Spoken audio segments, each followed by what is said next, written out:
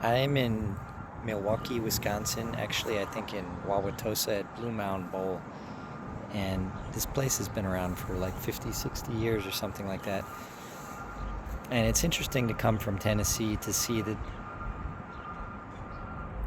deterioration of the culture that basically they have hijacked. And you can't explain it to people, but it's a business strategy. It's some Wall Street guys that they did it in other countries like Ukraine and Iraq and, well, not exactly Iraq, but in Kuwait, and how they play sides against each other. And it's all kind of not artificial, but it's a game and it's a business strategy that has an end result that makes them money.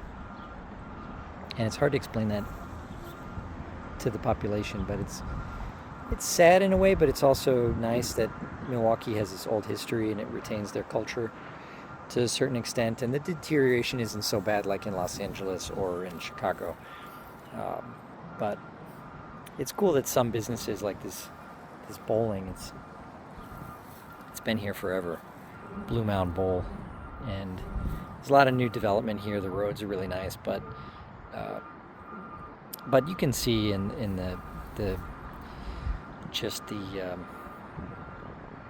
it's not like it was, in Tennessee is like that time when kids play on the street and there's not really violent crime. I mean, not like shootings and stuff like that.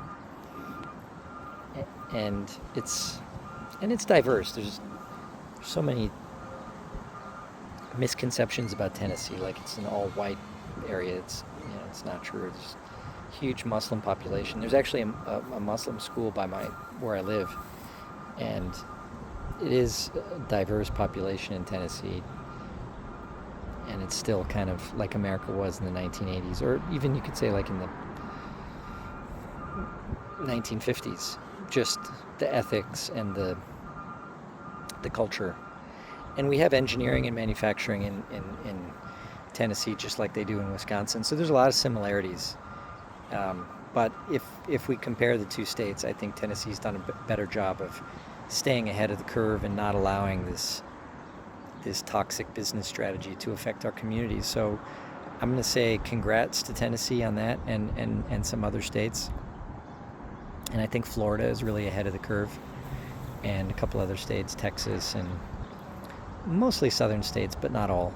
Um, Wyoming is also very progressive about that, but they don't have such a big population density to worry about in Wyoming. So Wyoming was not really targeted by these toxic groups, but it's all a business strategy. It's big guys with a lot of money that try to hijack the culture for their own business plan, problem, reaction, solution, and then they sell us the solution. And that's how they control mass swaths of the population. Not only to mention that they obviously can buy voters that way by giving them welfare, for example, free housing, or allowing them to commit fraud. So that's just a small report from Milwaukee, but it is a beautiful day here, and the people seem to be happy. So even if you consider all these things, it's still pretty good quality of life here. It seems like people are generally happy. Good place to raise kids. Um, so really, yeah, I guess if they just live with it, they don't really mind, pay attention. They just ignore it. And I guess, I can understand them. What else can you do? Because they feel like there's nothing I can do about all this changes that are happening.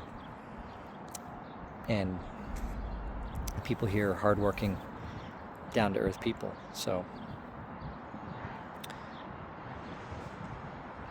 So it's interesting to observe how America is different in different places. Even though it's kind of all the same, it's also under the surface a little bit different.